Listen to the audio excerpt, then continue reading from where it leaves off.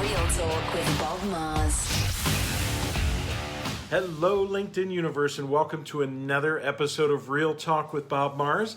Today, we're continuing our discussion on washer disinfectors. And so, yesterday I told you that I was going to talk about something a little controversial, and we'll do that. But before I do that, I want to talk about the washer disinfector a little bit more. So we talked about loading it yesterday. We talked about taking care of it, performing preventative maintenance, making sure that we're running the right cycles. Wanted to add a little bit more information just so you have it. You know, when you're running your washer disinfector, you want to make sure you're only putting devices in that machine that are cleared to be cleaned in that machine. So nothing that cannot withstand high temperatures should go in that machine. Mostly fiber optic type devices, whether it be scopes or cameras or light cords or things like that. I do know that there are some new units out there that you can send through. So if the IFU from that manufacturer says it can go through the washer disinfector, great, send it through the washer disinfector. If not, do not assume that you can send it through because you're going to damage that device. So make sure that you're putting the correct devices in your washer disinfector every time you use them. Okay, we got it? Great. Let's talk controversy for a little bit. So when I talked about placing things in the washer disinfector, one of the big things that we put through are implantable devices, i.e. fixation sets, which have screws and plates and other devices in them for fracture fixation. So we know that those devices should not be going through a cycle that has lubricant in it. And I do know a lot of folks who will run their implantable devices through the washer and remove that lubrication cycle.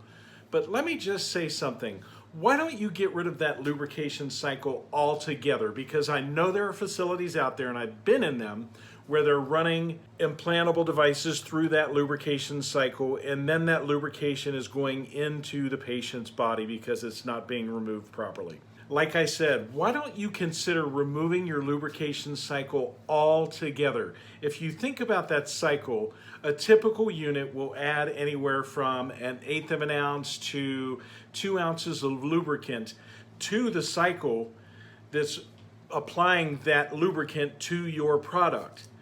So the problem with that is, if you think about it, how many trays will a washer disinfector hold? So a standard one that's on the market now will typically hold 6 full-size trays. Some of the newer models, or most of the newer models, will actually hold 9 trays. So if you think about that, and you think about the lubrication that's being injected into the cycle that's running, do a little bit of math. So if you've got 6 trays, and let's use a very conservative number of 50 instruments per tray, and I know that's very low for here in the US. But say you have 6 trays times 50 instruments, that's 300 instruments that you're dividing that 1/8 of an ounce up to 2 ounces of lubricant to be applied to your instruments. So the actual lubricant that's being applied to each instrument is very, very low. And I can tell you, I've been in many facilities where they're running that cycle, and the instruments that are hinged are still really hard to open and close. So I want to make sure that you understand that they are not getting a lot of lubrication, and quite often insufficient lubrication to maintain the level of efficacy with that instrument that you are in fact using. And now think about this.